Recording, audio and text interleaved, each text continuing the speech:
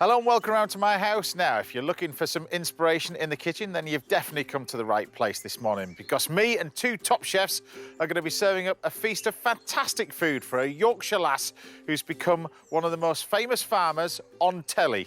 So what are we doing out here? Let's get inside and let's get cooking.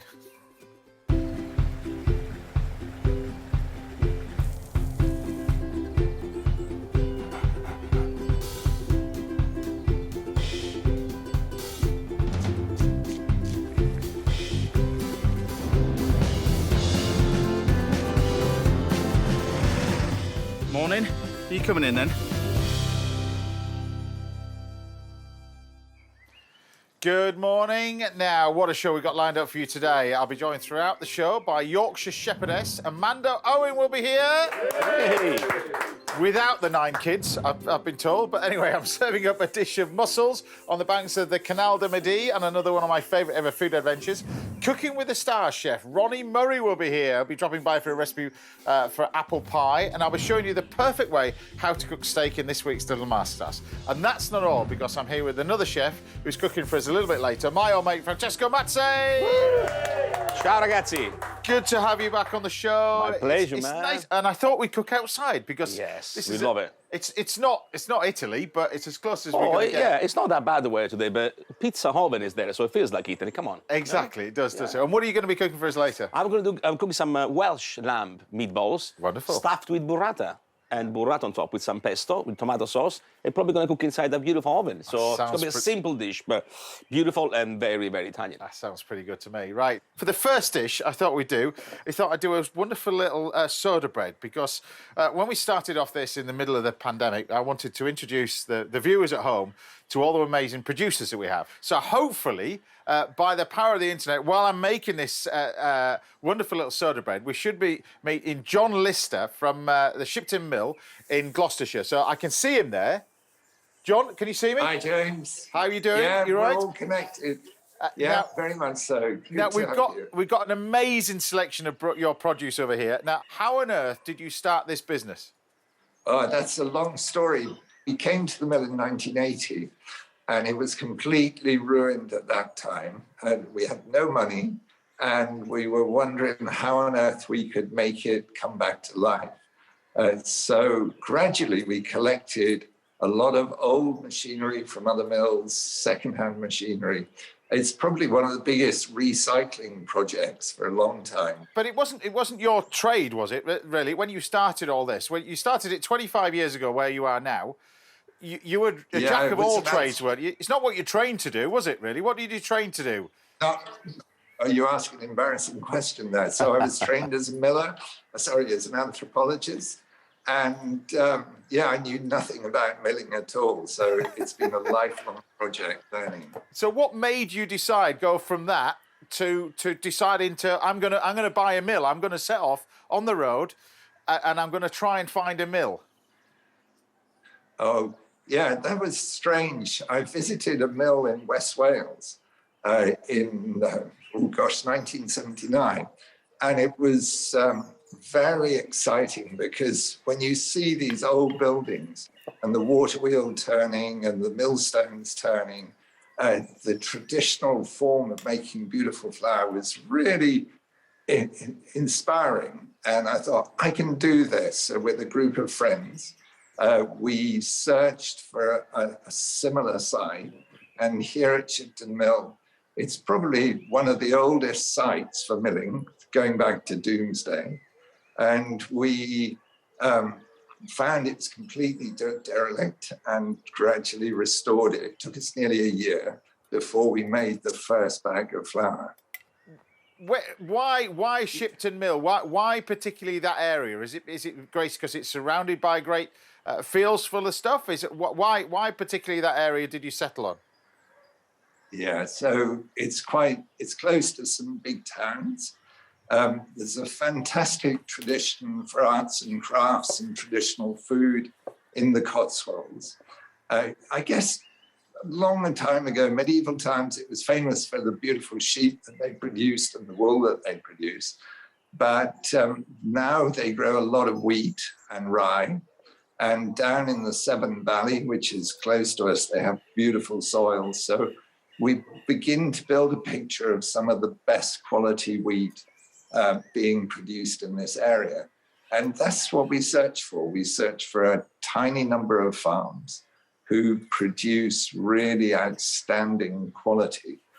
And I think you've got somebody who also wants to sort of come down and see your mill. Yeah, I mean, I would love to come and see you. I mean, it's fascinating, exciting. I mean, I wish you can do some flour for Italian pasta or pizza or bread one day. So I'll be your biggest fan, right? I'm already your fan anyway, but I want to meet you in person because this is so exciting. Can you do pasta flour? Can you do pizza we flour? We can, yeah.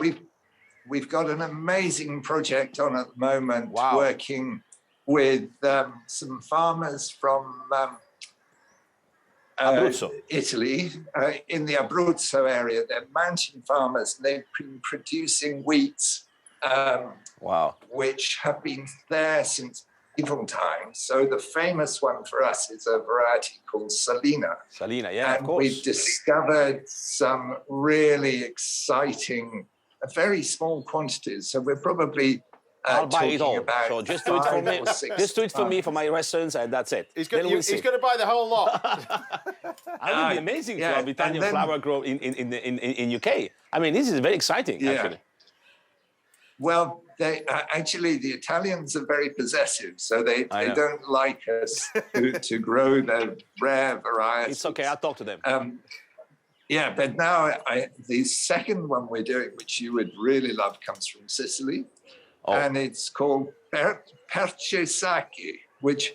Percesaki, of course, yeah. Very old as well.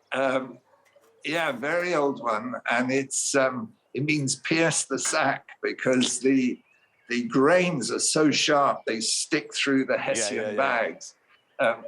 Anyway, so there's some very, very exciting ancient varieties coming out of Italy, which we're milling today, so you must try them. So, John, I've made a wonderful little soda bread, which I've popped in the wood-fired oven there, and I'm going to do this with a little Marmite butter, really, to go with it. There's a umami sort of flavour with it.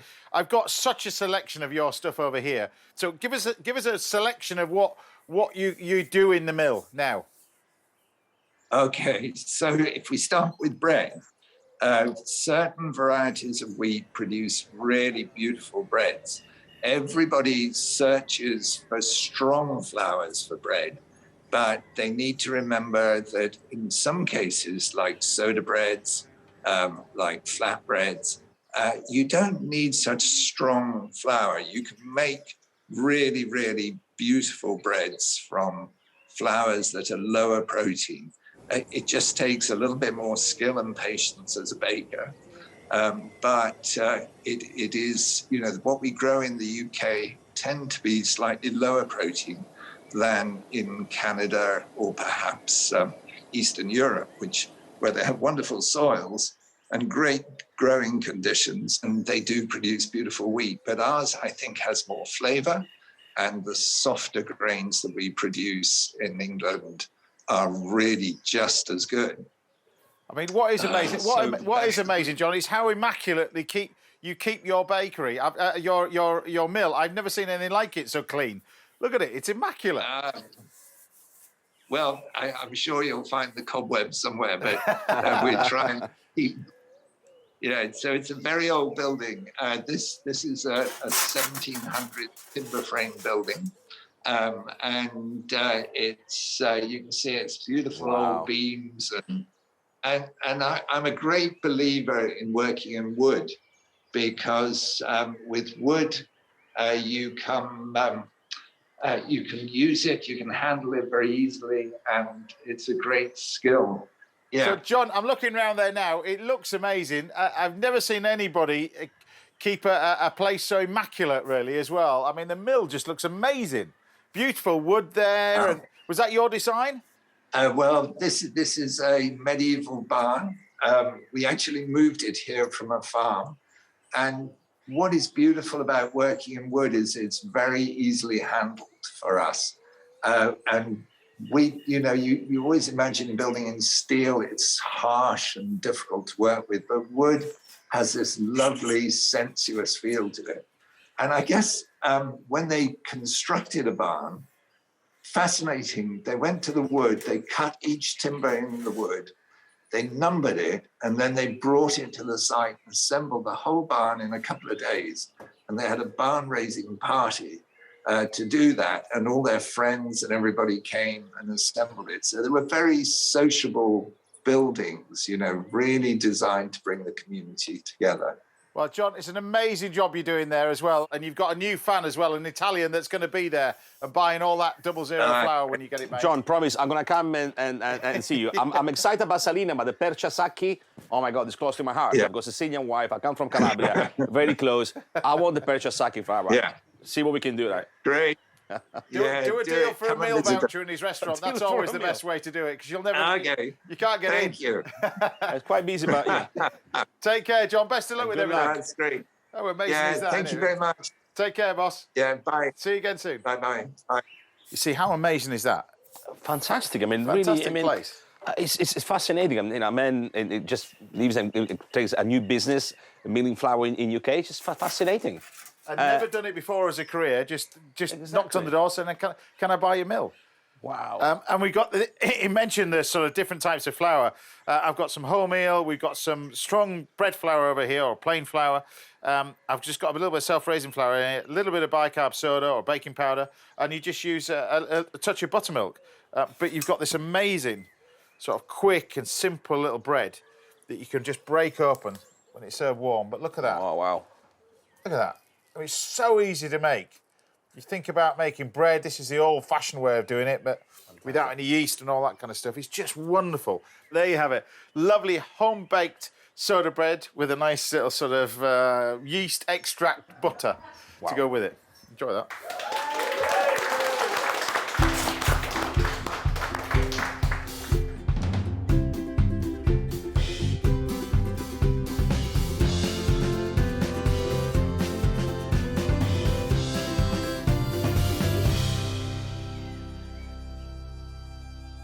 Right.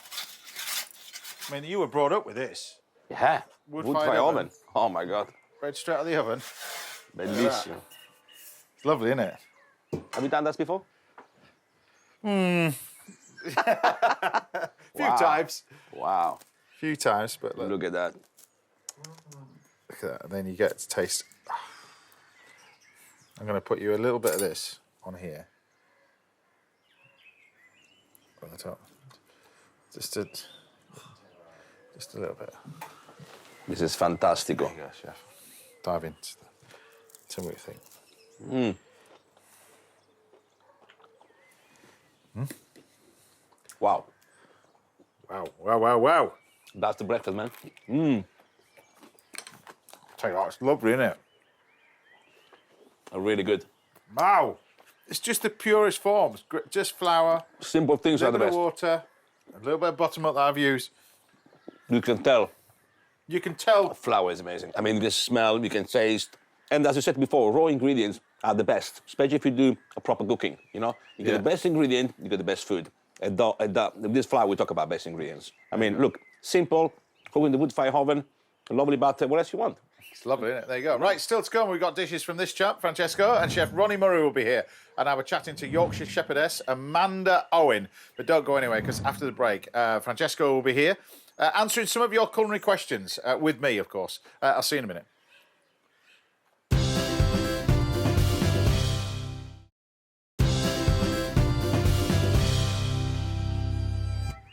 Welcome back. Now I'll be teaching you everything you want to know about cooking steak in this week's little masterclass. We should be doing a pasta masterclass, shouldn't we, really? Yeah. You here. And be chatting to Amanda Owen very shortly. But first, we thought we'd have a go at solving some of your kitchen dilemmas. And instead of just reading out your emails, we're giving you the chance to ask your question in person. So hopefully, on the line, I can see him. It's CJ from London. Good morning to you. Hey, How come you on, doing? James. Hey, real life James Martin. Big fan, James. Yeah, so you've got an amazing job, haven't you? Tell us about your job, because a very rewarding job as well. Honestly, I'm so blessed, really blessed. So I work with children with complex needs. So we support children with anything from like autism right the way through to schizophrenia. So yes, we do that. So yeah, that's about it really. But then I also love food as well. I'm a massive foodie or slash fatty or whatever you want to call it. But, so I have a food. So what's your question for us then? If you're a big foodie, what's your question? How can we help you? So question number one. Yeah. How do you cook pasta for one? How do you measure it? Because I can't do it. I'm like, I always end up with the 5,000. Like, right. How do you cook pasta for one? And why has he ended up with 5,000 portions? Right? How do you cook pasta, first of all? Well, first of all, you need to cook pasta in salted boiling water. That's the key. No oil. No oil. Forget about oil. We don't put oil in the pasta water. Yeah. What you do, basically, the ratio will be, you believe or not, 10 liters of water for 1 kilo pasta. You believe or not. It gives the chance the pasta to release the starch, and then you toss with the sauce you want. Now, in terms of the portion, I mean, I usually have, because I'm Italian, a lovely bowl of pasta, and it could be in the range of 80 grams to 120. I mean, look, this 80 grams of pasta, this is what will happen when we cook. It doubles up in volume. So it all depends which kind of sauce you put on top. But usually for dry pasta, I would say under 20. For fresh pasta, I will do even under 40. And then, of course, enjoy as much as you like. You also need to understand that Italians, we have a 4-course, not 3-course, like in this country, because you got starter, then you got pasta, then you got main course, and then you got sweets, which is usually tiramisu. So then if you do like that for course, I'll say use less pasta, and then you enjoy all the way through the meal. But listen, pasta is a beautiful thing, and just enjoy as much as you like. Really. Lots and lots of boiling salted water. That's the lots of boiling salted water. So it's very, very important. Straight from the horse's mouth. They're the best Italian chef in the business. So that's your first question. Perfect. Second question. Same question, but for rice. How do we do that? Yeah. I mean, you can see over there we got 2 different kind of rice. One is Carnaroli, Italian, and the other one is Basmati. This is the Basmati one. Kind of Basmati. So basically the way you cook Basmati is, again, lots of water. You rinse the rice a bit, and then you cook again in salted boiling water for about 10 minutes. And then you dry it. And then you keep on the side, and you use as a side dish or stuff like that. But for the risotto rice, it's a bit different, because you need to have a lovely stock. Because as we say in Italy, risotto has to be pregnant, so it has to absorb the flavor. So what you do, you have hot stock next to the risotto, then you sweat some shallot, put the risotto rice, again, for one portion, I would say 80 grams, and then you add the stock gradually, okay? As soon as it absorbs the stock, you keep getting more and more. And you do this for about 18, 20 minutes. I know it's labor intensive, but it's the most amazing things you can have. So Basmati is one way, risotto rice is a different way. Basmati cooking is lots of water, and risotto rice, you're adding stock gradually for the most amazing risotto. And risotto rice, you're probably looking at, what, 40 grams, something like that? For 60 grams, I would say, for a nice portion. Yeah. I mean, CJ looks, he loves his starch, so yeah. Okay. Yeah. All right. How is that for you as well? No fat shaming, okay? All right. Well, thanks very much, and thanks for watching. No worries, man. And Thanks continue doing what you're doing, and hopefully your pasta and your rice turns out all right. But best wishes to you. All right. Cheers, guys. Thank you. And we got another question, this time from June in Essex. Are you there, June? Yes, I am indeed. I love everybody. How do you They're all in their kitchens. Oh, look at that. All Amazing. immaculate. That's taken, all clean and tidy. Just put me lippy on just for you. So June, tell me, is that a picture of a microwave behind on the wall, or is that a microwave built in the wall? It's built in the wall. Built in the wall. Fantastic. Okay. Because the other side of it, we have the boiler cupboard. Right. Okay. So it just made sense to use the other half of the boiler cupboard. Absolutely. Why don't you use the other half of the boiler cupboard? So how can I help you then? You look as if you're a keen cook. How can I help you? Caramel. Caramel. Right. I am no good at caramel. Caster sugar or granulated sugar? Right. Depends what you want to do, first of all. There's several ways. If you said caramel to a chef, it just means usually sugar and water. That's what a caramel means. Now, it depends what you want to do with it. What do you want to do with a caramel? What are you doing with it? Are you serving it on top of things? What are you doing with it? Well, my first disaster was just an apple thing. An apple thing? Upside down. Oh, a tartatan. Yeah. Tartatan. Well, tartatan. The key for that is sugar and butter. That's the key. Usually half butter to sugar. You start it off in a cold pan, put the apples in, gradually start to cook the apples, and as they cook, they start to caramelise. Top it with a pastry, bake it in the oven, turn it out, tartatan. All right? Now, there's different ways you can make tartatan, but tartatan would be just butter and sugar. Now, to make a caramel, you can make it with different types of sugar. To do a classic caramel sauce, if you ask me to do a classic caramel sauce, it would be this. It would be just plain caster sugar, all right?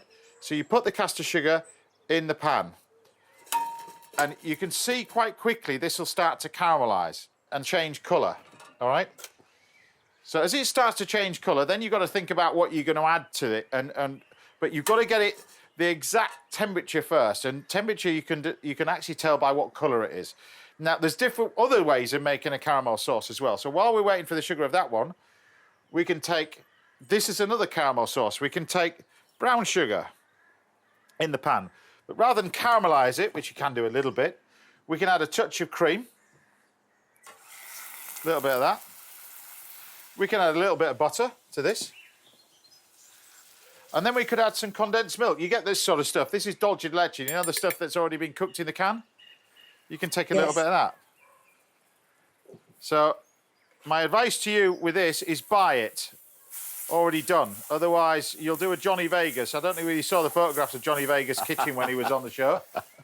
But you know that nice silver canopy you've got above your cooker that I can see? Yes. Well, that was blown up together with most of his ceiling. That cabinet behind you would have gone as he disappeared, and he decided to do his own caramel sauce and disappeared off to the toilet for too long. So you've got to keep your eye on it. If you are going to do it, the way you make this is plenty of water, loads and loads of water. Do not let the pan boil dry. You put the whole can of condensed milk in the water, cook it for an hour and a half, let it cool down, and that's what you end up with. But nowadays you can buy it already done. But you can see in this pan now what's happening. This is the caramel bit of the caramel sauce. You see what's happening in this pan? Can you see that? Yes. Starting to colour. Now, this is another one that we get. So this would be your caramel sauce if you wanted to serve it over the top of ice cream, sticky toffee pudding, bread and butter pudding, that kind of stuff, which would be this one that I've got in here. This one, you can then decide what you want to add to this. Now, if you wanted the caramel sauce that you wanted to see all the way through, then it's just the addition of water and butter. That's it. If you want to create a nice little flavour to the caramel sauce, once you get a nice little colour, you see that colour that you're getting on that caramel? You see that in that pan? Mine doesn't look like that at all. What does it look like that? It's just sugar in a pan. The most important bit is you get the right texture. And what I mean by that is you look at the colour of it. If it starts to go too dark, it's too bitter. But you want to take it to that caramel. So look, see you've got that nice, I'll lift it up so Johnny can see it on that camera there. See that? Oh, so once you get to that stage, you can then add either a bit of water, you can add a little bit of butter, touch of cream. You can then get your whisk, mix this together, keep it on the heat, like that. Keep it going, like that. And all of a sudden, very, very quickly, look, you'll end up with caramel sauce. If you want to put a bit of water into this, you can do. This is where if you wanted to change it, June, do a little bit of brandy. You can put a bit of brandy in there as well. Dangerous. A bit too dangerous, okay? But you've got your nice little caramel sauce. It all starts coming together. The key to it is keep the pan on the stove. Because the minute you have anything cold, like the cream, like the butter, it starts to go lumpy. If you keep it on the stove, it'll start, those lumps will disappear, and it'll start to go back into this amazing sauce. Look, see that? I can do lumpy. You can do lumpy. So that's your caramel sauce, as we would call it. Nice classic caramel sauce in there. Pour that over the top of ice cream. It's really nice. This one, it's got a similar flavour, but you haven't caramelised the sugar, of course. But you've got this wonderful sort of flavour. This would go over the top of ice cream as well. Another version of caramel sauce, but a different flavour in terms of what we've got in there. So two versions of the same sort of thing. Oh, good grief. Well, good grief. I tell you what, can I just ask you a question? You can fire away. You haven't got a non-stick pan now. And what's one of my questions? Would you use an ordinary pan for this or a non-stick pan? I heard on one of the cooking programs that you shouldn't use a non-stick pan. Is that true? To be fair, it doesn't make any difference, to be honest, June. Yeah. It doesn't make any difference. The key to it, really, is the quality of the pan. More importantly, because if you're going to use a whisk and start stirring it, sometimes people don't like using a non-stick pan because it gets rid of the non-stick coating off it using a whisk. But if it's a really good quality pan, it won't do that. But the most important bit is you can do it in either, to be honest with you. As long as you just keep it on the stove, it'll start to dissolve. Now, you don't have to use a whisk. You can use a wooden spoon to stir it. But the key to it is confidence, getting that sugar to that stage before you add the liquid. And that's what will give you that wonderful colour to your caramel sauce. That's it. It's as easy as that. What are you going to do with that sauce now? What am I going to do with it? You haven't seen this crew here. Trust me, you haven't seen anything like it. It's all you got to do is put it on the floor. It's gone. All right. Well, thank you for watching anyway. Best of luck with that. Oh, listen, James, thank you for having me. Francesco's waving at you as well. Ciao. There you go. Bye, Francesco. Bye-bye. Right, there you go. If you've got any questions or anything to do with the food, then do drop us a line. We'll see if we can help out right here on the show. Still to come, we've given you a masterclass in cooking steak, and we've got fantastic dishes all the way from this chap, Francesco Mazzei and Ronnie Murray. But don't go anywhere, because after the break, I'll be joined in the house by Amanda Owen. I'll see you in a minute.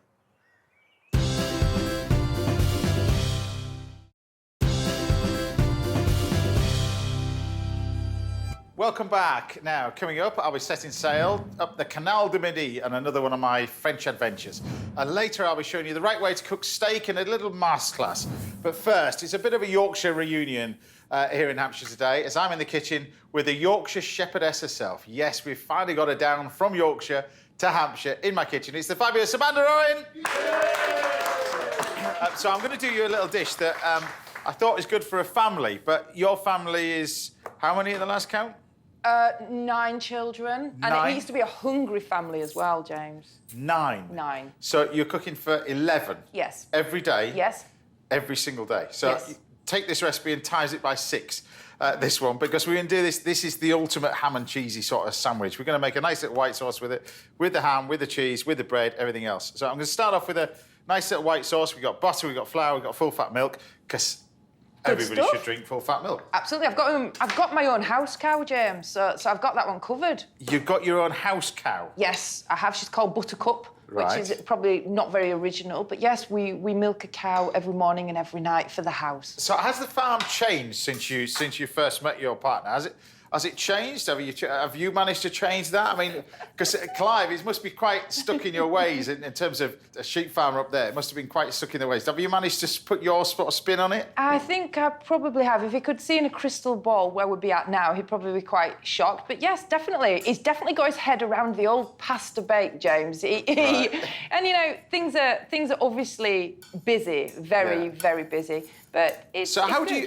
do you meet? Because are you a country bumpkin or you're a townie, aren't you? Really? No, I'm from Huddersfield. So how did you meet? It was all a sheep's fault. Most things in life actually are. Where I'm the sheep's concerned. fault. It's the sheep's fault. It was a sheep what did it. Yes, I actually was milking cows over in Cumbria, and I was sent on a mission to go and borrow a tup.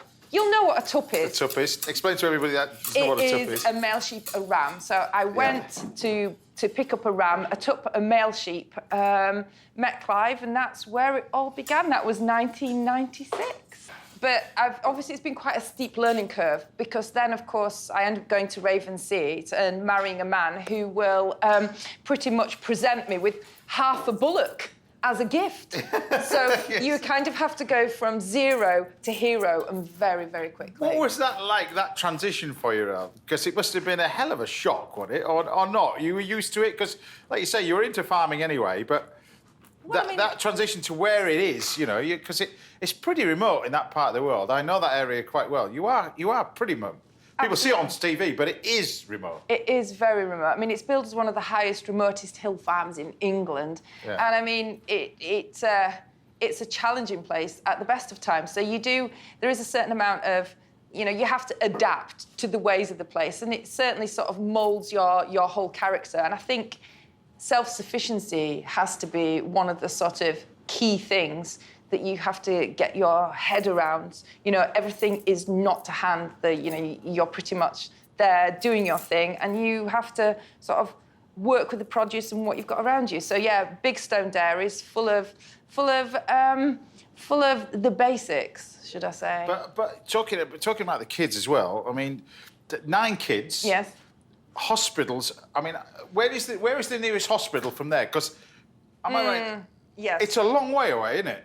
It is. We measure distance in time. So a country mile is very much different from anywhere else because, you know, the windy old road. So it's like Cornwall. You don't judge it in distance. It's easy to work. Yeah. Exactly, because it takes time to get there. So, I mean, I've got 9 children and I've had 7 of them either at home or at the side of the road because the hospital now is 2.5 hours away. Yeah. So literally, it's like saying, well, you know, you need to get yourself to the James Cook. So the James Cook Hospital over at Middlesbrough. So you know, we have our fair share of excitement, should we say? And this brings us to the book that you've got in here. Absolutely. This great picture that you've got here, but also inside, it's. I mean, some of these. That you, Do you like the pictures? You've taken these. I mean, does it feel like home? Do you know what? It does feel like home. And we weren't sort of sheep farmers. We were pig farmers when I was growing up. But the same ethos applies, doesn't it? Really, you're very much a family tradition. Everybody gets up and mucks in. Well, the kids are actually involved in the book because they took the pictures that I'm in. Right. So it really is sort of a family effort. And I mean, you know, there was no plan. I mean, probably no family planning neither, actually, now you mention it, but there you go. but I think that is part of where you live when you're out rural, in the countryside.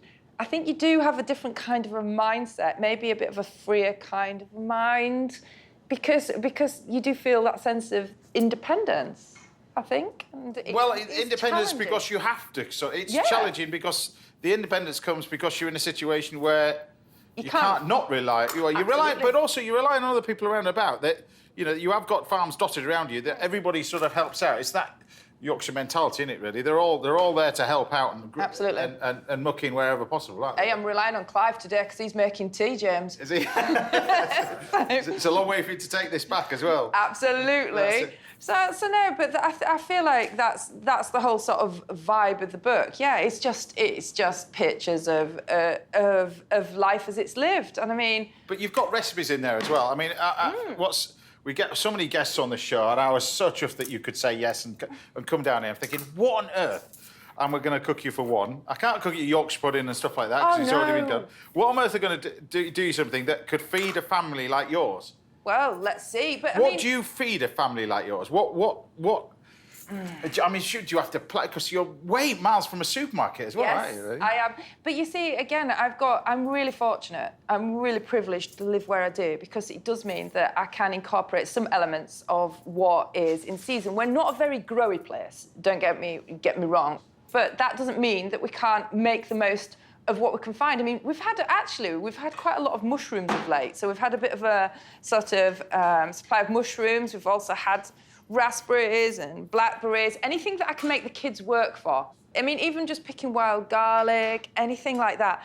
They just love to feel like they have provided and put food on the table. Can I just say, I finally met somebody that pronounces raspberries the same as I pronounce raspberries. Really? Is that a problem? Yeah. I mean, it's a problem on social media. I get criticised all the time. Do you? Yeah.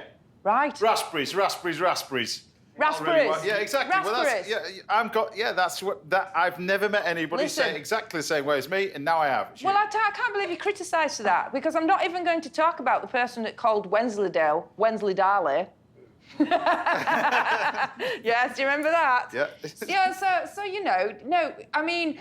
Yeah, you have to do things differently. We buy in bulk, you know, we have the staples, potatoes, rice, pasta, all the rest of it. Just because we're farmers doesn't mean it's like King Henry VIII's banquet every night. There's not like turkey drumsticks flying, all the rest of it. But I have got a hungry family to feed. Talking to family and talking about an amazing life, an amazing place, I've made this sandwich. It's a layered... It's a ham, cheese and tomato sandwich, layered, but I'll put it in the oven in a minute. But while this is in the oven, just check out and show you a little clip of life up in Yorkshire on the farm. The family's fortunes have finally turned, and the hardships of the previous month seem far behind them. Well, it's a beautiful day. The lapwings are back, the oyster catchers are back, and today I saw my first curlew. So it feels like spring is here.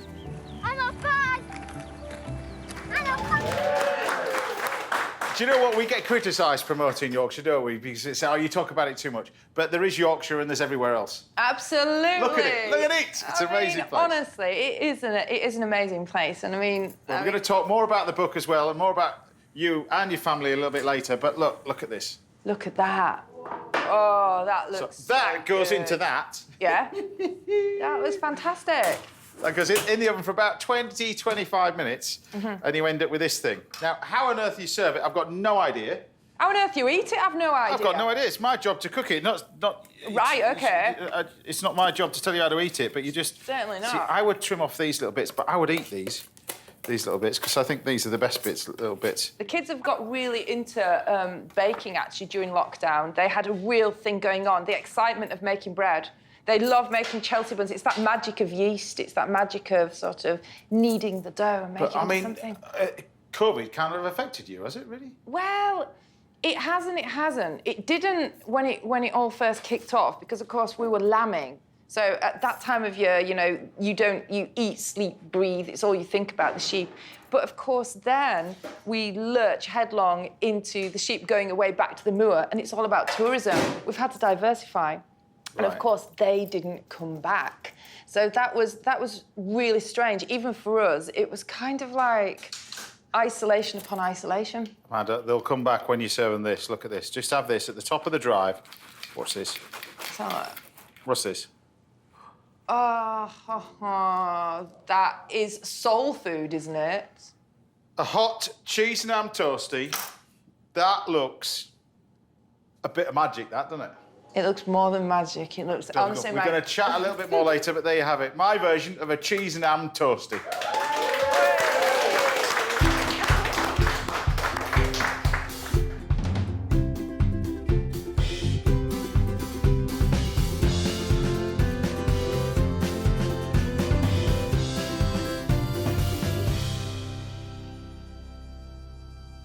Right, there you have it. Bon appetit. All for me. All for you. All for you. Wonderful.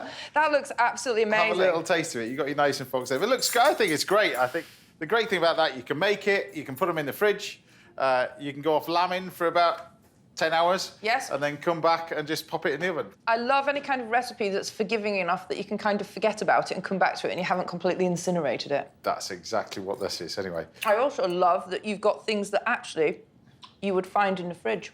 Thank you very much. Nothing weird in that. Yeah, nothing you'd have to go wandering off for it into a different county. But absolutely. Yeah, you've got all that. There you go. Right, I'll be cooking lamb shanks for Amanda later on in the show. And I'm on a food adventure down the Canal di Medi very shortly. But join me again after the break when top chef Francesco Mazzei will be taking over the kitchen duties outside. I'll see you in a minute. Bye for now. It's lovely, that, isn't it? Mm.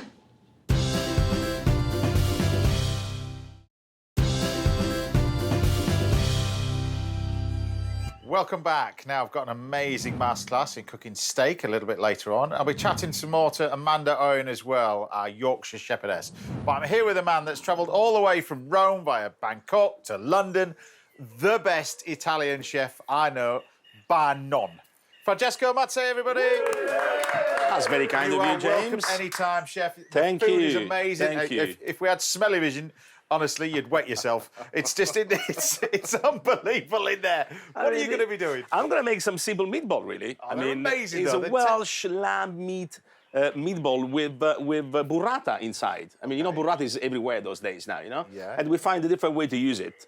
So we've got a few ingredients here. Of course, the Welsh lamb meats, the burrata, some basil, tomato. I mean, it all feels pretty Italian here, right? Yeah, it does feel pretty, and it's particularly with the wood fire behind us and everything else. That's a dream, man. I mean, cooking meatball on that thing, it's just amazing. You know what? The smell of it, you got the lovely smokiness, which it definitely lifts the dish. Yeah, exactly. So a bit of garlic here. Yeah.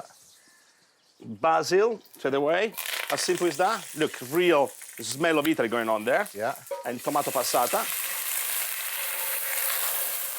I mean, how good is to cook in this, ashes and wood fire oven, what else you want. Yeah. Okay, so while this one is cooking, add a bit of stock. Love this, yeah. Okay, so put the temperature down.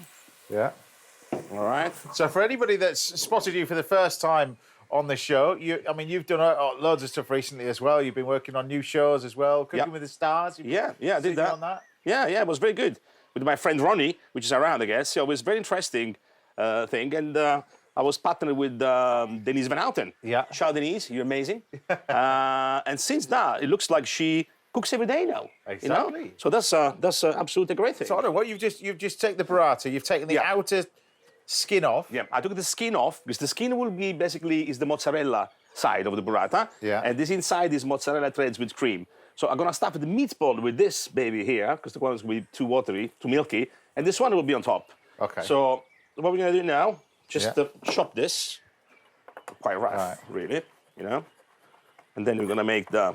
And tell everybody about your restaurants because your restaurants are amazing. You've got the amazing one on Savile Row. Yep. So we go Sartoria and Savile Row. That's the. What would you say that's the. It's not fine dining because it's. Well, if you say Italian fine dining, that really means a lot. Italian food is Italian food, but it's where we use the most expensive ingredients. For example, you can find white truffle, you can find the best quality extravergine olive oil and stuff like that. And then I've got Fiume, which is in Battersea Power Station, which is a bit more like Amalfi Coast kind of style. Yeah. So you find dish like spaghetti nerano, you find fritto misto, crab, lemon tagliolini. So this kind of food really. Yeah. Then I've got the Amalfi Coast style, and then I've got the trattoria. So using the same ingredient, but cooked in a different way. Now you originally come from Calabria. Yes. Yeah, that's your region. Yeah. Tell everybody about that region. What if you could? Because the great thing about Italian food, a bit like Spanish food, it varies from region to region. The French is the same. What do you find in Calabria? Well, Calabria is, if you think about Italian cooking, you don't think about spicy food. But Calabrian, we use a lot of spice, and is also famous for bergamots, you believe or not. Yeah. And also licorice. You know. Licorice. Yeah. I didn't know that. Licorice. The biggest licorice company is in Calabria called Amarelli. So there is a few things, and there is not just bad things about Calabria because it's south, but it's great about food. You know what I mean? Okay, look, we got this fantastic Welsh lamb meat. Yeah. We add some garlic, parsley, the breads, which you believe or not, it helps to keep the meatball tender and soft. You know, you don't usually put breadcrumbs in the meatball if you do it here, right? Yeah. Well, interesting enough, you're a big fan of the produce that we have in this country as well. I'm a huge supporter of it. We saw a little bit of it when we were talking to John from Ship to Mill earlier. Yeah. But you are a big supporter of this country. I'm a big supporter of British produce. I mean, of course, I'll struggle sometimes to find citrus or to find extra virgin oil, but 85% of my ingredients in my restaurants, they're all British. And of course, this one is Welsh because the Welsh lamb. Yeah. And I'm the biggest fan. I mean, some of my colleagues, with all respect, say, you should get that things from Italy, it's better.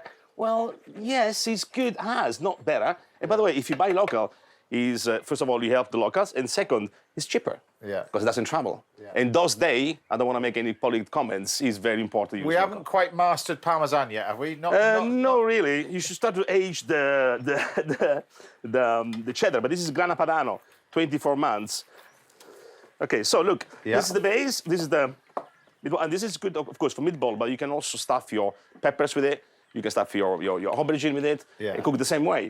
Right. But I really in love with this particular lamb because it's, and being in London, James, it's quite impossible that you're going to have a lady in the middle of nowhere in Wales that grows the lamb for you. It feels like my own town in Calabria, really. It's fascinating. It's amazing, yeah. So what we do now, look, just about 50 grams. And what we do, get a bit of this part. So this is the outer part of the burrata? Yeah. And just close it. Okay. And that's what we do. Okay, I said about 50 grams, more or less, and then 10 grams of the other part of the burrata. And that's great thing, I suppose. You could do it with this, you do it with lamb, you can do it with beef. Beef, lamb. You're just going to get something that's not too fatty. Not too fatty, really. I mean, of course, you can ask your butcher when you buy your meat, like, you want 10% fat or 50% or 25% fat, and that's what you get. But I love lamb meat a lot. So it gives like extra flavor, you see what I mean? Of course, now we put parsley, but imagine if you put like mint instead of parsley. It will lift the game and kill a bit the strong flavor of lamb if you're not very keen on it. But as I said, I'm a chef. I love the strong flavor of this baby here. So what's next for you then? Well, you've got 3 restaurants. What's next for you? Have you I want to go on holiday, really. You want to go on holiday? Yeah.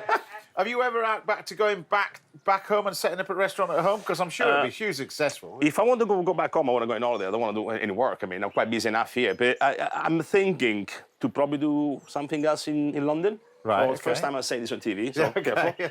And I'm probably going to do something else soon, which should probably be a pop-up first, and then see what happens. Right.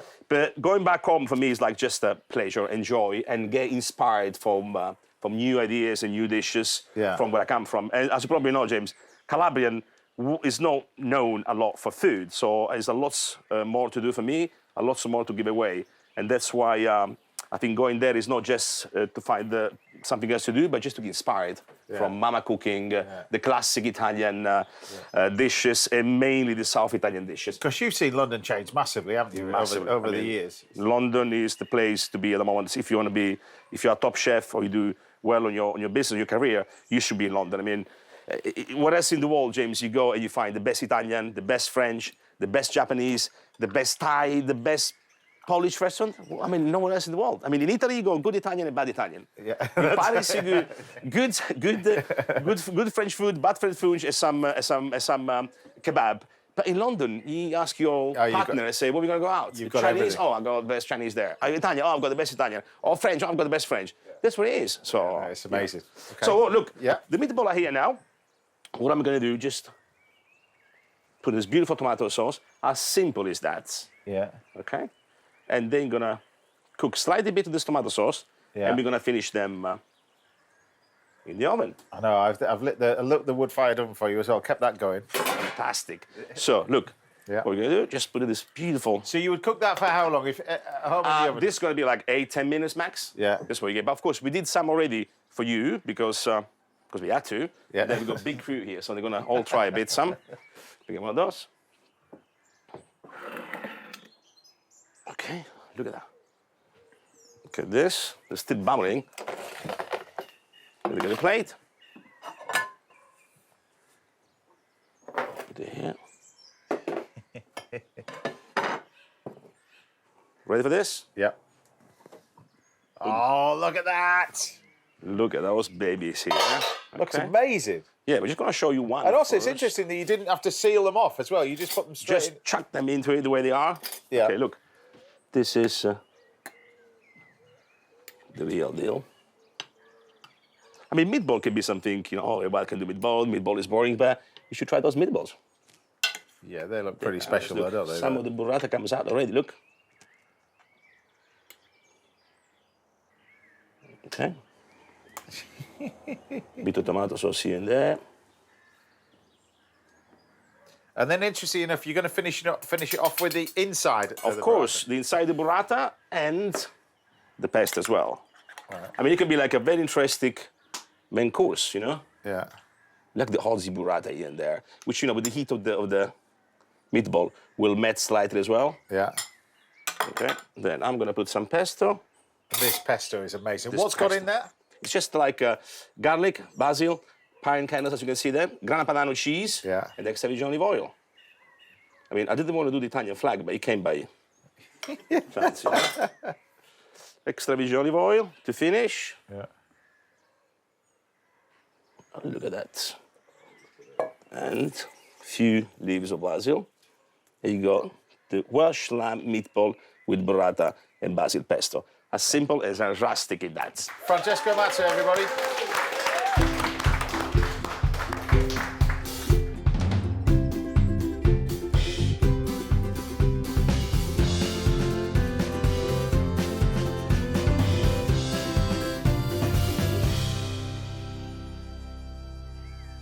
Go on, I can't wait to taste this then, Chef. Oh, try that. Fantastic. Fantastic. I'll let you taste one as well. Go on Sure. and dive in. You got to try it. Wow. Oh, look at this burrata. Oh. Oh, look at it. It's got an all stringy in the centre. See that? It's good. Do you know what I said? I said at the beginning of this, you're the best Italian chef I know. You haven't disappointed. Mate, this is amazing. You know It's inside. I mean, meatballs sometimes they can be a bit boring. You find burrata everywhere. So let's do something comforty, which everyone likes, you know. And of course, members of Italy using British produce. That's one of the tastiest dishes I've tasted in a long time. That is delicious. The pesto as well. It's Have you seen that basil? I mean, the pesto basil is beautiful. I mean, look at this color. This is what you want from a pesto, right? Look at that. And the oil, everything else. Francesco Mazzei, everybody. A genius. Right, Ronnie will be cooking for the first time at the house. After the break, I'll be chatting some more to Amanda as well. And I'll be visiting France. Not bad for a morning's work, is it, really? This is lovely.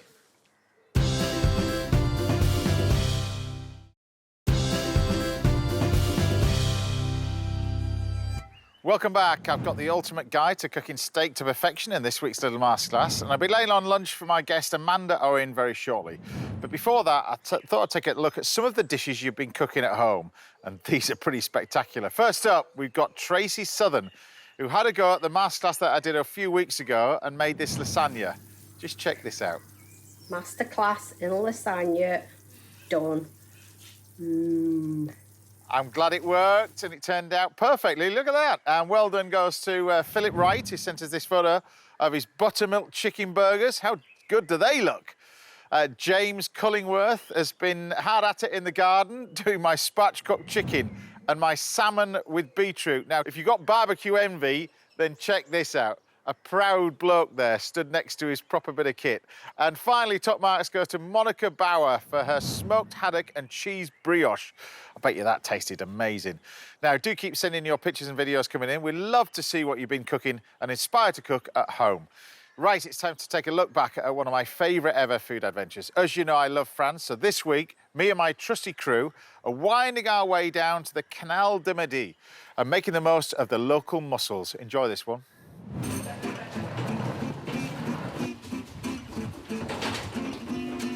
As well as oysters, La Tongue de Tau is famous for its mussels. Around 3,000 tonnes of these little fellas are farmed here every year. And I just can't resist using them to cook up a quintessentially French dish.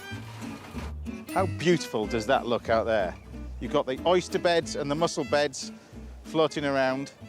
And I finally made it across the river to this amazing location. I love it here. And I thought I'd create a real classic French dish, moule marinière. Now, I was thinking to do something slightly differently, but I spotted these amazing mussels out there, and I've got to use them. So these are just beautiful. And I think a lot of people in the UK are put off by these because they don't know how to prepare them. It's really simple.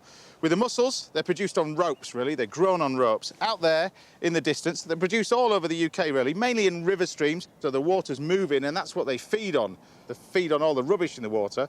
Now, this is how to prepare them. Really simple. Remove the beard, first of all. This is its beard, which attaches itself to the rope. So you just basically pull that out. Get rid of that. And the easiest way to do this is to pull it towards the base of the mussel. That way it basically just cuts it off. I like to do this in some water, really, so you can make sure these are all closed. Because what you need to do is make sure they're still alive, nice and fresh. You don't want any dead ones. If there's any that stay open, get rid of them at this point. Likewise, when they're cooked, if there's any that are still closed, get rid of those as well. But you do need quite a few of them. There's about 1.5, maybe 2 kilos in here. It does take a little while to prepare these, but it's worth it in the end. I remember cooking this for the very first time in France, and the recipe doesn't change. You can change the herbs, bits and pieces, but it's such a simple dish, simple, pure dish. That's why it will always stand the test of time.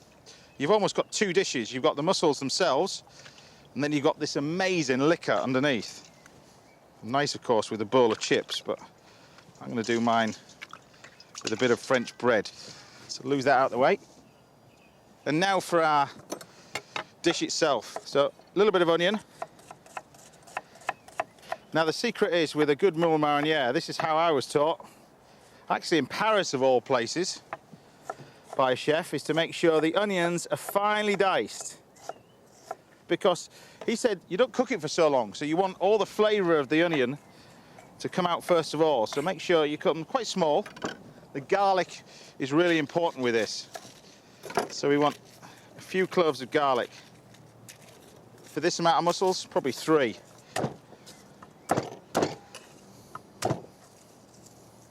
Now, likewise with the garlic, you need to make sure this is quite small as well. So the best way to do that is chop it first of all,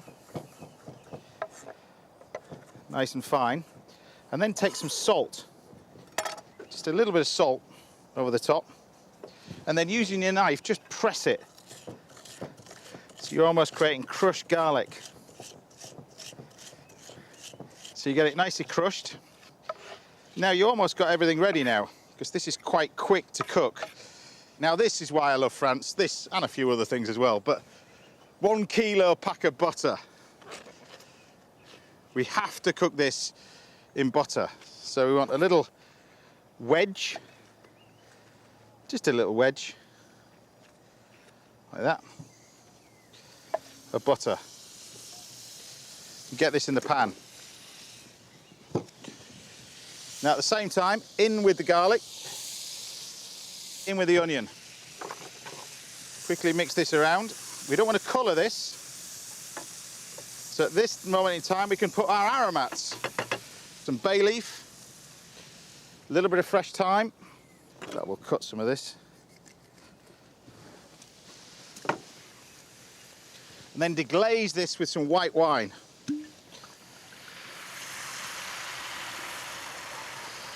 Touch of white wine, and then cream.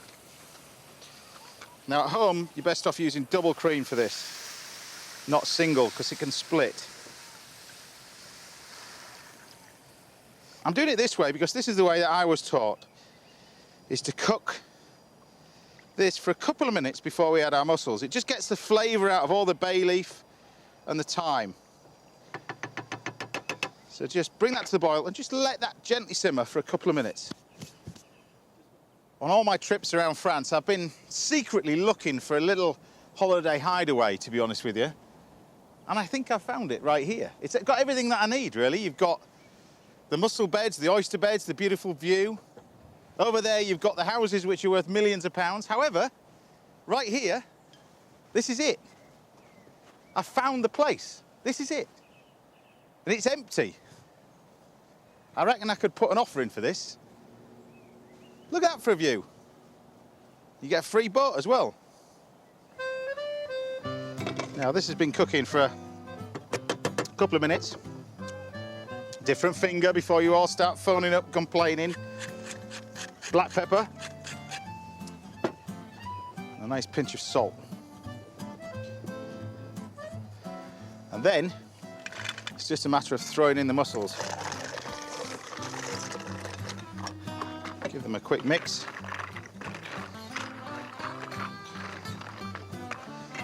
Now once you put the lid on, cook this for about 4 to 5 minutes until the mussels open. Whilst they're cooking, plenty of parsley. Chop this up. Finally, all you've got to do really is serve it with a big pile of crusty French bread.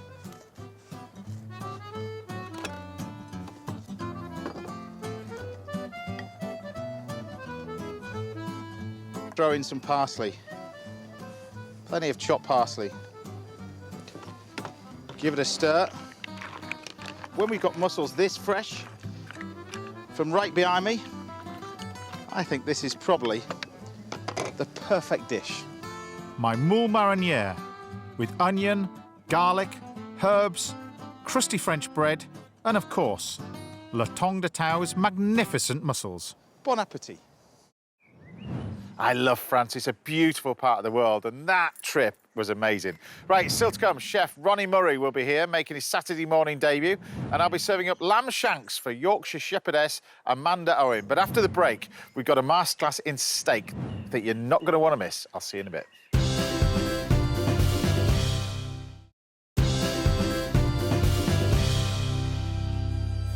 Welcome back. Now, I'll be cooking lamb shanks for my guest, Amanda Owen, very shortly. And Chef Ronnie Murray will be here, dropping by the house in just a bit. But first, it's time for this week's little masterclass. And this week's masterclass, I could have sent in this question, but it's from Harsha, who always wanted to know how to cook a ribeye steak and a tomahawk steak. I say Harsha, I think it was sent by one of these crew that we've got in the house as well, because they always want to know. The main reason being is not that they want to know, is they want to taste it at the end of it. That's the real reason. That's the real reason why. So we've got a selection of steaks over here. So running through the steaks, they all make noise like animals, this lot. So we've got over here, this is the prime, classed as a prime cut, okay? So you've got your fillet steak is classed as the prime cut. Now, it sits underneath the sirloin, and it's a nice piece of meat. It's good, don't get me wrong, but it hasn't got the flavour of anything else that we've got on this table. So it really is the most expensive one. It's the most tender, but it hasn't got the best flavour. Usually wherever the animal does the most amount of work, it's got the best flavour, but you have to cook it properly. So, for instance, lamb shanks we're cooking later, they taste amazing, but you've got to cook it for 3 to 4 hours. Steaks are a similar sort of thing. Some are tougher than others, but it's the way you cook them, so you mustn't overcook some of them, particularly this one next to it. This is a rump steak. Chefs love this. This is grass-fed from Skipton. This is absolutely delicious. I mean, it's just beautiful, beautiful piece of meat. But like I was saying, you mustn't overcook rump steak. So nice and medium. If you want it well done, choose the one next to it, which is a sirloin steak, which we've got over here. I'm going to show you how to cook all these in a second, but we've got sirloin. There's a great steak out there that used to be popular in the days of Burney Inns. I remember going to a fancy Burney Inn. Do you remember those with the baked potato and the wrinkly peas and the fancy mustard?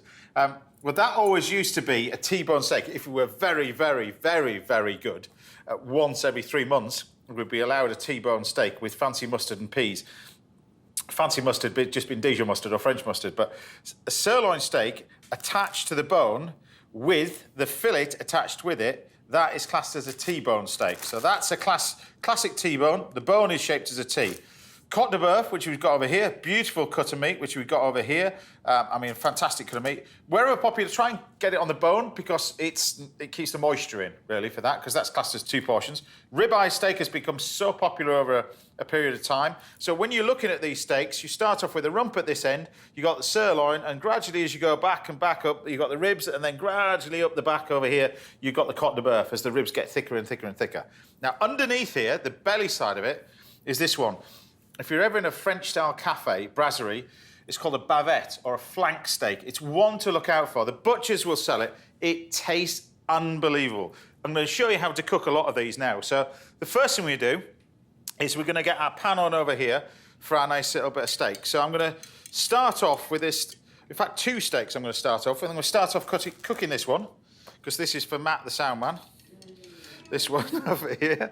This one over here. Now, this is classed as a tomahawk. I call this a Côte de Boeuf. So, tomahawk, Côte de Boeuf, but you've got a beautiful cut of meat there. Now, because it's going to be in the oven or on the barbecue or on the griddle for a period of time, I season this one after.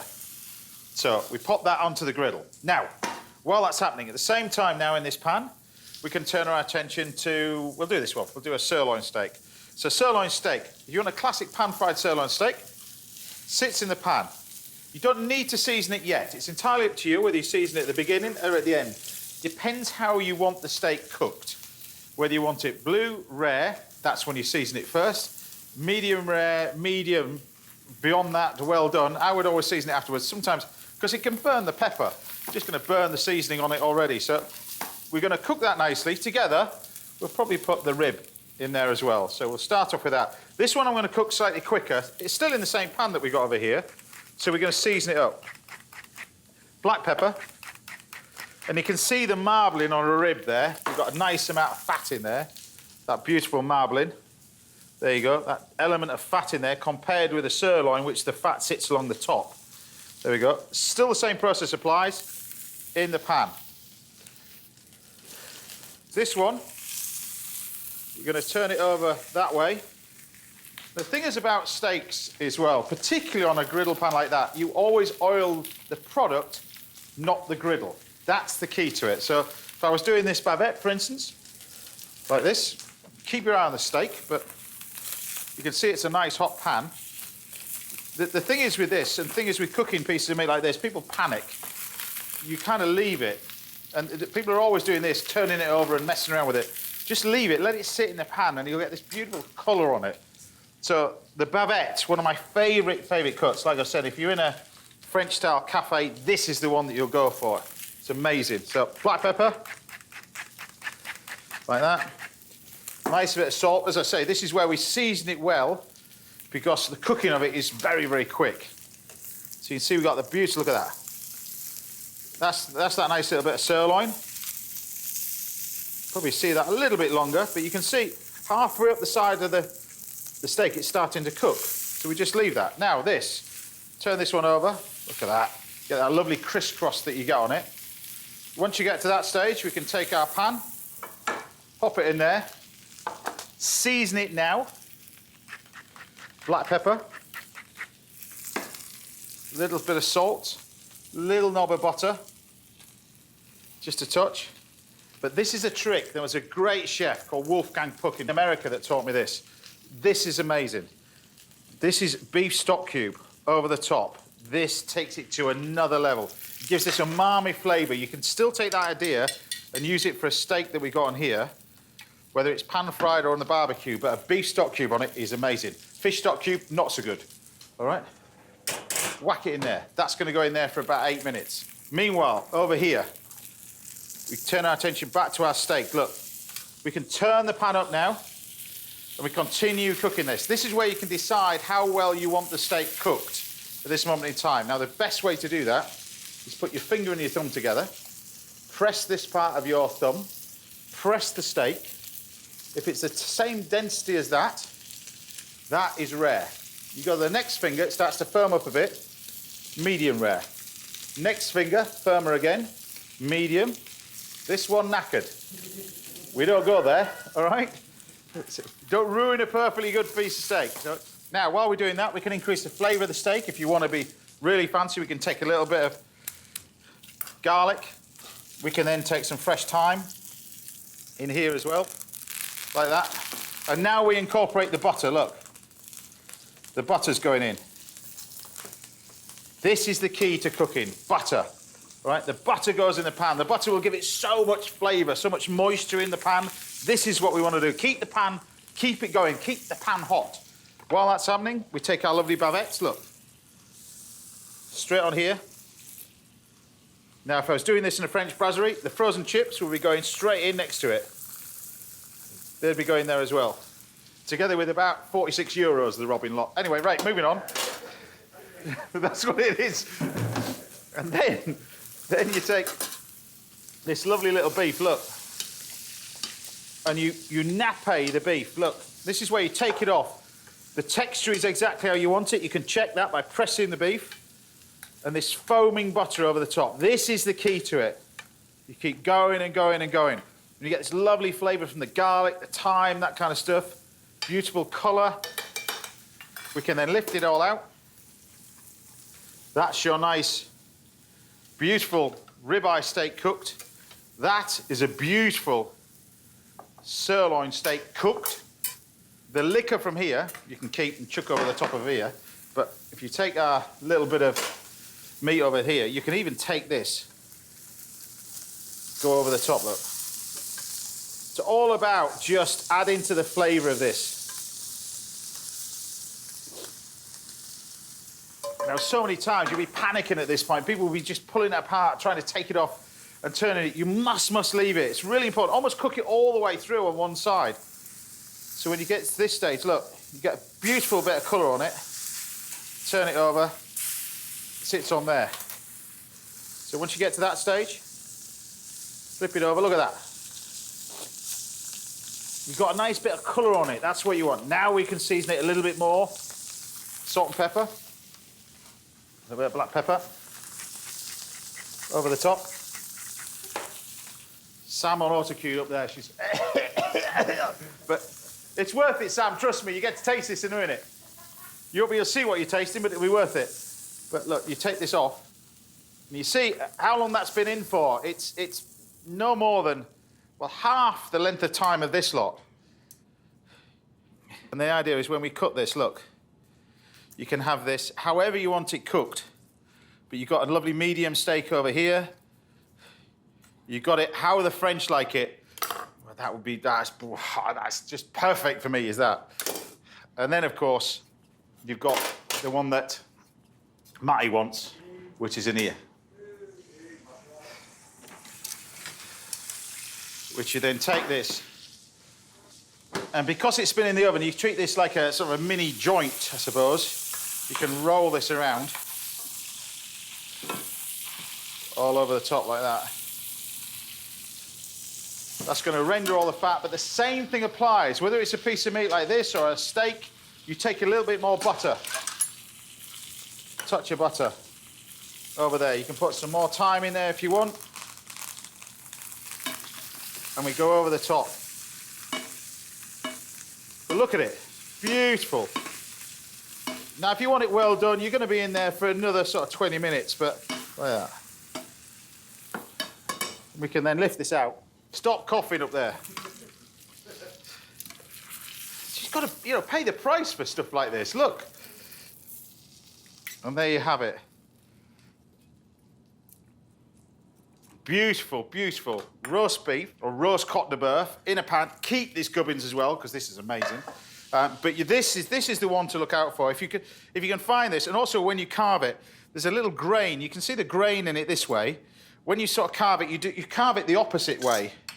So when you carve it, you slice it through, and it's beautiful. This you can see it's lovely, and this just reminds me of French brasseries. People will be doing that, and when they give you a rubbish knife and fork, you'll appreciate proper cutlery because it's impossible to eat with manky cutlery. But you taste this.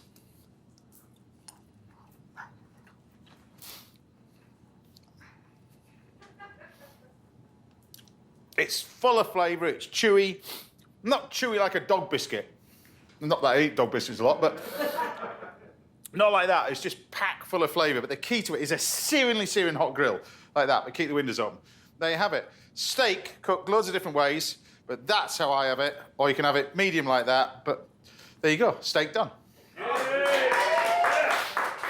Right, Harsha, I hope that helps. Now, if there's anything you'd like to learn about in a little masterclass, then do get in touch. We'll see if we can help out right here on the show. Time now for a quick break, but join me again in a couple of minutes when I'll be handing over the hobs to Saturday morning newcomer Ronnie Murray. You don't want to miss that. It's an apple pie to die for. I'll see you in a minute. This is amazing. Right.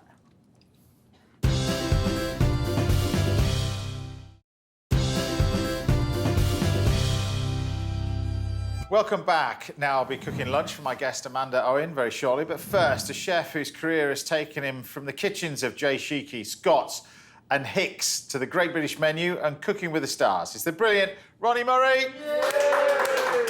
Now, I'm looking forward to this, Ronnie. This is the first time at the house. It's great to have you as well. You're a bit of an icon in London, aren't you, really, when it comes to patisserie and stuff like that? Yes, I've been doing it for a while, so yeah, it's nice of you to say. Thanks for having me. It's great to be here. It's a pleasure. So what are you going to be doing for us? This iconic sort of apple tart. I'm going to do what's become a bit infamous Ronnie's apple pie, and it's just a really good apple pie. So the stage is yours. Off you go. Great. So we're going to start off with the pastry. So I think probably the most interesting thing about this recipe is the pastry. So the pastry is sort of, as most pastries are, half fat to flour, bit of butter, bit of, all the sort of classic stuff for a pastry recipe. Yeah. But where it becomes interesting is that the liquid is made up of double cream. So where did this idea come from then? Do you remember where you were at this point in time? Yeah, so when I first started at Sheeky's some 20 years ago, this was on the menu, and I guess just over time we just kind of tweaked it a little bit and put a little, just improved it. I mean, everyone nicks recipes from everyone else. But you've worked in some iconic places as well, and also some from the beginning. I mean, Scott's probably, you don't get much more iconic than that at the moment in central London. You were there at the very... So I was part of the opening team for Scott's. So I hung around for a long time waiting for it to open with permission and all sorts of things. And, Mount Street was just a little street in Mayfair that nobody had really heard of, And now what a selection of restaurants. Helene de Rose at the end, 3-star. Yeah. Just a phenomenal, cool street. I mean, possibly one of the coolest streets in London. I think you're definitely right. With that pub on the corner, isn't it? You've got that amazing... Yeah, so that's just getting redone now, where we used to go for beers, nobody was in there. We used to have all our very important pre-Scott's planning meetings. Of course you did. As well. Of course you did, so yeah. It was good. So So the pastry, so very important just to mix the butter and sugar together. So everyone kind of overworks it and then the pastry becomes really soft because there's so much liquid in it anyway. So where does your love of food come from then? Where does that originate? So I was born into great cooking, which was really fortunate. So my mum's a great cook. She worked in a school kitchen opposite my school. So she was at the posh grammar school. I was at the comprehensive across the road. So I used to get a lift with her into work in the morning. So she used to go in for breakfast for 7 o'clock. So I'd be in there at 7 o'clock doing the toast and a bit of washing up. It's kind of how I got my pocket money and stuff. And it sort of just elaborated from there. But then my grandmother was an amazing cook as well. So one of my earliest memories is crawling around on her kitchen floor. It was so long ago, she had a carpeted kitchen floor. I mean, who the hell has a carpeted kitchen floor? Weighing out pasta with those old, the old scales that kind of balance. With the old weights. Yeah, I've got them in my kitchen at home now, which is really sweet, lovely. So we got that kind of breadcrumb consistency. Yeah. And then we'll whack the cream in there, and that'll just bring it all nicely together. And actually, it sort of started to come together in the bowl, and then we'll turn it off. Otherwise, we're going to blow your KitchenAid up. Overload it. So that, and then we just work that on the bench, tiny little bit, just to bring it together. We take a little bit out, you can see. Yeah. So that's a nice kind of creamy, just a good little pastry. So that's that. But then the most important thing is to rest that, like all good pastry. So this is no good coming home at 5 o'clock in the afternoon and wanting it for 6 o'clock for your tea. It ain't going to work. So I always keep some in the fridge, in the freezer. Funny enough, I end up making it quite a lot. I've got to say, this pastry is amazing just eating it raw. I just passed the bowl. That is amazing, isn't it? I've never had that with baking powder and cream in it. It's amazing. So where are you cooking now? So you worked in all these iconic places. Yeah. What are you doing now? What are you up to now? So a few years ago, I finished with Mark. I left Hicks, and I opened my own place, Peckham Manor. Right. So yeah, in my house at home. So a bit like you, it's nice to work from home now. That's all right, isn't it? Yeah. And so we can do 16, 18 people in the kitchen. Right. So great concepts. Get lots of different people from lots of different houses. Come round to my house, have dinner. All was going well until there was a little problem. I don't know if you heard about it last year. A little bit. It's not. Suddenly, it's not a great concept anymore. Yeah, what we want to do is get loads of people to mix in one house, really tightly closed in together. So we did that for a long time, and then, like I say, that sort of fell off the radar, so we needed to do something else. So I've just recently, last couple of months, just after Cooking with the Stars, I opened, taken the kitchen on in a pub in North London. Right. Yeah. And I do small plates, kind of change the menu every day, depending on what season, what's in the garden, what comes out of my mum and dad's allotment. Love it. And we're open for dinner, so I rock in about 5. We open about 5:30. I finish at 10. When it's gone, and we change the menu every day, and it's all sort of a bit... Is it right, your mum and dad are retired, and they grow the veg for you, is that right? So mum and dad are retired. They've got a great garden at home. I've got a little garden at mine. So they grow lots of stuff, and then it's sort of got to the stage where I go back to Aylesbury to see mum and dad, and then we go down the allotment, and then there's all the old boys on the allotment. Oh, chef, do you want some cucumbers? Do you want some plum trees? And and it's great. So we got the pastry. Now tell us about the filling, because the filling's done in a particular way, isn't it? Really? Yeah. So the filling. So we're going to do a bit of butter in the pan. You're not keen on butter, are you? So I'll go easy on that. More cream, really, more than anything. Well, yeah, exactly. Yeah. So I'll go a bit easy on that. And then the way we're going to cook it, so we cook it, what my chefs call the 3-stage system, chef. And then what we end up with is basically puree, sort of half broken down mush, and then some nice pieces. So we end up with that nice kind different textures. Yeah, that kind of texture in the apple pie. You know, sometimes when you make, you have an apple pie or a crumble and it's all sort of quite soupy inside. So this sort of keeps it all held together. But even before you worked in London, you were working in some amazing places. You were at Gidley Park as well with Michael Caines. Well, yeah, only for a week. But it's a week longer than I had. But but it was pivotal. So you might have noticed I've got an arm issue. So Michael has an arm issue as well. Yeah. So I thought. So when I was 15, I wrote him a letter. I just said, look, I'm thinking about becoming a chef. You got any advice for me? And he was very generous and said, just come down for a week, come and cook in the kitchen. And he said, either you'll love it or you'll hate it. So he was like, either you'll be a chef for the rest of your life and you'll fall in love with the industry, or you'll never set foot in another kitchen again. Yeah. And he was right. So I was sort of 15 years old. I went down to Devon. Mum and Dad dropped me off. And yeah, and the rest, as they say, is history. So, you know, Michael, obviously very inspiring, and he was like, look, you know, you just get on with it, you know. And he was great for that stuff. So yeah, so I did a week down there. It hasn't stopped you all. That doesn't stop you doing anything, does it? No. Yeah. No, exactly. I get, you know, I'll go for a lot of T-shirts, peeling apples and stuff. But you know, but it's fine. Yeah. So that was, you know, that was great and really sweet of him, and you know, to do that. If you're a great cook, you're a great cook. It's as simple as that. Yeah, exactly. So we've got the apple sauce here.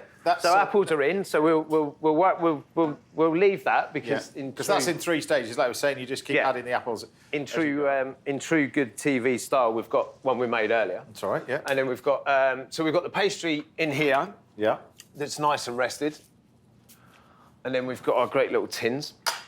So what we can do now is roll out the pastry, line the tins, get the filling in, cook it off, and then we're good. So why pastry then? Why? Because I ended up with pastry because I remember working for Anthony Wall Thompson. I think I left college on the Friday, worked for him on the Monday, and there was one other pastry chef in the kitchen. He was the head pastry chef. Yeah. He disappeared and went to the toilet, and I never saw him again. Never came back. And then all of a sudden on Tuesday I was pastry chef. That's how it worked. Yeah, so is that similar to you? Sort of similar. So when I worked for Michael, there was a guy there called Andrew. So I was there for sort of 5-6 days, and I did the kitchen, and it was great. But it was all a bit, you know, it was all kind of a bit fraught and a bit mental. And then I went in the pastry, and it was a bit calmer. It was a bit more precise. You know, and I really liked it. And the other thing was he was quite good at chocolate. Yeah. So he had all these waitresses hanging around him. So I was like, OK, great. So the kitchen's kind of hot, you know, hot and heavy, and you get shouted at a lot. This guy's got a little radio in the corner, and it's all nice. And there's all these, you know, there's all these waitresses everywhere. So I did that, and then when I was like, oh, maybe I want to do pastry, you know. So then when I went to the hotel, very similar. I sort of rocked up to the hotel, and you know, sort of you sit for an interview, don't you? At 16. And you know, he's like, you know, so what are you going to bring to the, you know, what are you going to bring to the team? I'm like, yeah. So I just sort of, I winged it. To be honest. That's an amazing responsibility. He's just that age as well. Right? Yeah. Similar sort of thing. You know, good. So the idea is that this pastry, you don't want to roll it too thick. That's yeah. So that's not too thin. So that's still quite thick. So if we were lining a tart with that, you know, that would be way too thick. Yeah. So we just cut a disc out and then non-stick tin, which is always useful. I mean, you can make it in anything. I always think that whenever I've done this large, like, you know, sort of a family style one, I always think it's too much filling and not enough pastry. So it's quite good to get a smaller tin and do them individual. It's one of those dishes, you know. I'm a big fan of sort of sharing dishes, but I think this sort of work lends itself better to being an individual. So cases aligned, and then we're just going to put a bit of filling in. What we didn't talk about and what we haven't got actually is quite important. So either you're a raisin fan or you're not, right? It's a bit Marmite. So I like raisins. Yeah. We sort of left them out of the recipe because I had a chef for years that was allergic to them, so we just didn't have any good enough reason to leave them out. Well, I forgot about it. But what's really important with this is, so we cook the raisins in the compote, but before that we'll pour boiling water over them, just leave them for about an hour just to plump up. So then they become just a bit more juicy. So we'll put a couple in that one. So yeah, that's a good tip. So we'll get the filling in there. And then I've rolled the lids out without telling you what I was doing. That's all right. Because we're just chatting, you know. That's all right. So I always, this is sort of my thing. I put this hole in the middle. So we used to, like, you know, pies in the old days, you put a little knife thing in. But the problem with this is, because they puff up, the hole just disappears, and then they steam in the middle and they're a bit soggy. So you sort of need a decent size hole to let the thing out. So we just crimp that on the top. And then this is a great tip. I'm gonna give away all. This pastry's so easy to work with, isn't it? It's lovely. Yeah, and the other thing is that squash that back together, re-roll it. Yeah. So we've got egg white mixed with caster sugar, and then that just kind of cooks, and you get a nice little different crust on it, you know. All right. So that's that 50-50? Yeah, about 50-50. Yeah. Right. Hence why I got no teeth. Okay, they look amazing. That was. So then that's that, and then literally a little sprinkle of caster sugar on the top. Yeah. We'll pop that in there, about 180. Yeah. This size, probably 16, 18 minutes, something like that. Fan oven, preferably. And then that's... and then we've got them that we've got in here as well. All good. And then we've got true TV style. We've got one we made earlier. And then I think we've got a bit of ice cream. Do you want me to squirt some ice cream? Do you want a scoop, sir? I'll put a little bit of ice cream on it. Do you want it on the top? Yeah, I think right in the middle, I think, no? Right in the middle on the top. I'll let you put it over there. Yeah. Put it over there so people can see it. Put it over there. I'll pop that on there. There we go. Tell you what, that looks pretty good, doesn't it? So give us the name of this dish. So, Ronnie's apple pie, and I guess with vanilla ice cream. Ronnie's apple pie.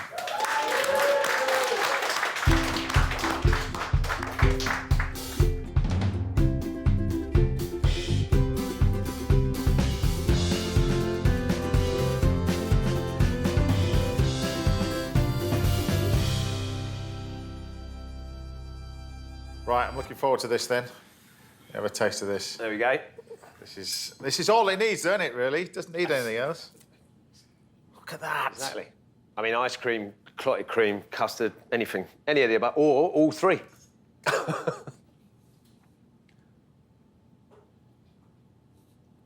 you know what? I've never tasted this in all your restaurants in London.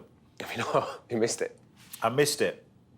But it's worth the wait. This is amazing, isn't it? It's good, don't it? You know it's good, but they say, don't they, as a chef, you get, what do they say? It's a bit like a band, isn't it? You get 3, 5 hits if you're lucky. It's like that's to sort of know that's ours, isn't it? That's my one. This is your hit, yeah. Yeah. Ronnie Murray, everybody.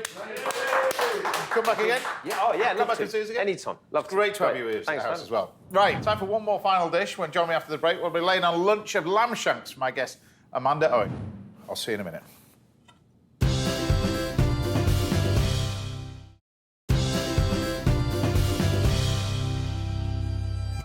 Welcome back, sadly, to the last part of the show, but I'm back in the kitchen with my brilliant guest, the one and only Amanda Owen. Yay! And I thought I'd do you particularly lamb, predictively. You had to do this. Didn't you? I had to do it, didn't I, already? So we got some of your lamb. The lamb that I've got from you is in the fridge. I've got this salt chamber fridge, and this is amazing, this fridge. It's Himalayan sea salt behind it. And what it does is ages the meat much better than conventionally than normal. Right. So what I'm going to do with this, I'm going to do some lamb shanks. We're going to get the lamb shanks on. So I'm just going to take a little bit of oil in here, get this started, and start sealing off this in our pan. So this is just going to seal off nicely in here. Now, we talked about life on the farm earlier, but you cannot even imagine the popularity of the show. I mean, honestly, it's been a real eye-opener because at the end of the day, we're just such an ordinary family who happen to live at this extraordinary place. You could never have envisaged that there would be this big uptake. I'd have tidied up if I'd have known. Yeah, but that was the whole magic of it, wasn't it, really? Because to see you progress, and particularly see your family grow and progress, isn't that the whole magic of it, the purity of it? I think so. The fact that it's unscripted, unchoreographed, and I guess it's that kind of Yorkshire sort of idea that you just put your head down and get on with it. Yeah, exactly. yeah. You know, throw us a challenge and we will take it on, see where it takes us. And there you go. The proof of the pudding is in the people that have watched it and enjoyed it. And how did it? I mean, we know obviously been seeing you on screen. We're going to see you in a minute. But how did it all start? Where did the idea start? Completely accidentally. I mean, honestly, there never was a plan at all. It literally began with the simplest of concepts of seeing the walkers and ramblers coming through the farm and listening to what they were asking me. Basically, they all wanted feeding and watering. And that was it. So it was the beginning of a conversation.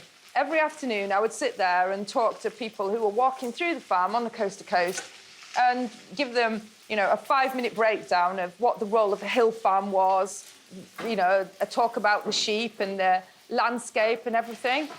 And from that came the interest from the television and then of course, books as well. And, of course, we're still doing afternoon teas, or should I say, Who a Raven Is. You know, it's become a family thing. You know, it's part of our diversification. It's part of our business. And I suppose you have to diversify where you're up there as well. I mean, farmers have to do that anyway. As a matter of course, they've had to do that over, I mean, particularly over what we've gone through over the last year and a half to 2 years, but not more so than now. But do you get, people seem to, the great thing about your show, I think, and dare I say, there's another one at the moment, Clarkson's Farm. Yeah, that's... Do you know what I mean? You can show all these fancy shows about the countryside and everything looks perfect. Yeah. Life is hard. It's not perfect. No. And I think that's the value of a show like yours. And we've seen it with Clarkson's Farm. You know, you spend all year doing all this. Yes. And you're making now. I know, but in a way, I guess that's what gets the viewers and that's what gets people on board, because isn't that an accurate reflection of real life? You don't always win every battle. You know, ideally, of course, you want to come out on top every time, but, you know, the weather is against you. There are so many variables coming at you and against you. And at the end of the day, that probably is pretty much everybody's life. So when the people are tuning in and watching that programme, they're feeling it. They're sort of getting the highs and the lows. And you need to give them both that, don't you? Do they go, because when you watch it, you go, you know, that's the lifestyle I want. The reality of it is very, very different. As you know and I know, but the reality of farming life is very, very different to what you see on a day-to-day thing on screen and everything else. But, you know, the general day-to-day sort of stuff is still this... You're still providing a product. Of course. You're still providing a product for people to eat. Yep. The nature of what we are in this country is people want cheaper and cheaper food. That's the difficult one. Then you've got this nightmare scenario where the feed prices are going up, everything's costing more and more money where you are, and yet the end product is going down and down and down. Absolutely, and that's where having your finger in a lot of pies and that diversification comes in, because, of course, you know, if you go back 18 months to the pandemic and lockdown, we have no visitors coming to the farm. The problem that people have is the shelves are cleared of food. People, you know, you couldn't buy an egg for love nor money. You know, it was like everyone was going back to basics, and there were you know, in the shops, it was sausages, it was mince, it was chicken, it was eggs. They were all disappearing off the shelves. So the onus kind of changed. It was like, you know what, farmers, you don't want to be thinking about tourists because there aren't any at the moment. We need food, because at the end of the day, the bottom line is that, you know, the man with an empty belly just has one problem. The man with a full belly has a lot of problems. And, you know, we spend a lot of time trying to tick a lot of boxes, providing food for people, but also the onus has changed also to the environment and the countryside and what that can give you. So it's striking a balance, providing food with good provenance, high welfare, all the rest of it, but also giving people that place to go to, whether that's even through the screen or being able to get out there later on when, you know, the restrictions have lifted. So I've got basically what I've done with the lamb. Stock has gone in here. We've got this wonderful red wine in here. We've got some rosemary, we've got some garlic, we've got some onions, and I'm reducing all this lot down to make a nice little sauce. Finish it off with a little bit of butter. Smells amazing. So I'll move this off to one side. The butter bean casserole, really, really simple. We just take some butter in the pan. Yep. Like that. I've just got a little bit of chopped, finely chopped onions. Now, you can put garlic in this, you can put thyme. Yeah. You can take some rosemary. I mean, rosemary will grow at your place. Yeah, but you're discounting the fact that I've got things that nibble on them. Sheep and horses. Keep it away from the sheep and the horses, but it will grow. The sheep access all areas, believe me. Yeah, but all you do is you take your... I've seen it in the book. You've got horses walking into your kitchen, haven't you? Yeah, sorry. So you've got your nice little bit of... The beans go in, and this is so quick. This, you can get this sort of packet stock. This is very difficult to get lamb stock. This is generally chicken stock, but you pop the chicken stock in with a touch of cream. Yep. And then what you do is you rapidly boil this now for about 2 minutes. So there's no sign of any mint in this? None. You see, I don't like mint. I do not like mint, but I like lamb, you see. So this is good. With rosemary, this is fantastic. You bring it to the boil and rapidly boil this.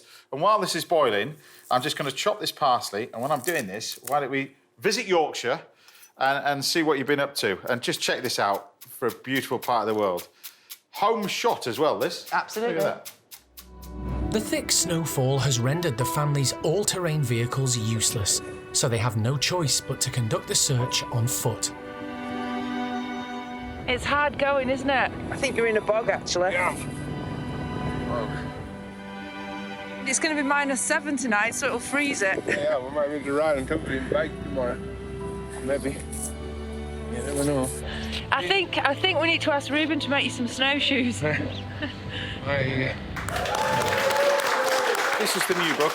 It's out now as well. Certainly is. It contains loads of recipes in there as well. You're cooking for the family, but you've done all the photography yourself. I mean, the photography is a big love of this. I mean, if you don't love Yorkshire, just look at this. Look at this happy dog. You can't beat a happy dog. A happy dog. Look at that. It's amazing. It's amazing. Well, best of luck with this as well. I know you're going to be so busy next year as well. It's brilliant to watch. It's a great, great watch. So we're going to finish off this now with a little bit of parsley. I've got some salt and pepper in here, and this is your beans, basically done. Look.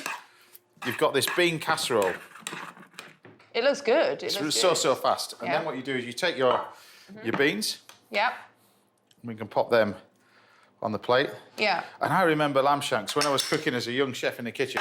This is showing my age now, but when I worked for Anthony Royal Thompson way back in 87. Yeah. 80-ish, 87, 88, something like that. We put lamb shanks on the menu. I think we're the only restaurant at the time putting lamb shanks on the menu in central London. And you could buy lamb shanks at 15 pence. Wow. Yeah. 15 pence a lamb shank, but now it's all changed. But rightly so, because we need to look after you guys as well. Well, I'm really proud because basically that is what I put a lot of love, effort and time into producing. And this is exactly why I fell in love with food. It's because you get great produce to cook with. So on behalf of all the chefs, I want to say thank you. Continue doing what you're doing. It's amazing. Thank you. Best of luck. Thank you. Cheers. Cheers. Good luck with the book. Lamb shanks, everybody. Done.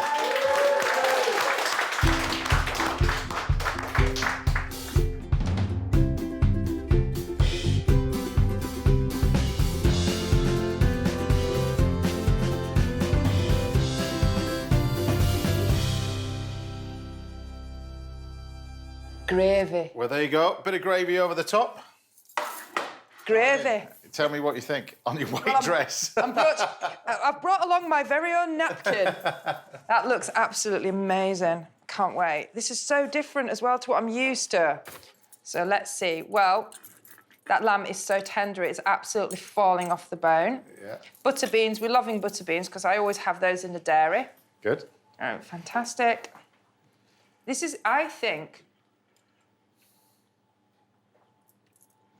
that is absolutely delicious. I think this is the kind of meal that I could actually lick the plate. That's all to do with the quality of the meat. There you go. Well, that's it. That's all we've got time for today. A massive thank you to all my guests, John Lister, Francesco Mazzei, Ronnie Murray, and of course, the fabulous Amanda Owen. Yay! Wonderful to see you as well. I'm going to come and visit on the farm as well next time. A fantastic part of the world. Right, I'll see you back here, same time, same place, next Saturday morning, where I'll be joined by Pip Lacey, Atul Kutcher, and food critic and master chef judge. I'm going to be on point for this one. Jay Rayner is in the house. Until then, take care, stay safe. Thanks for watching, everybody. Bye for now.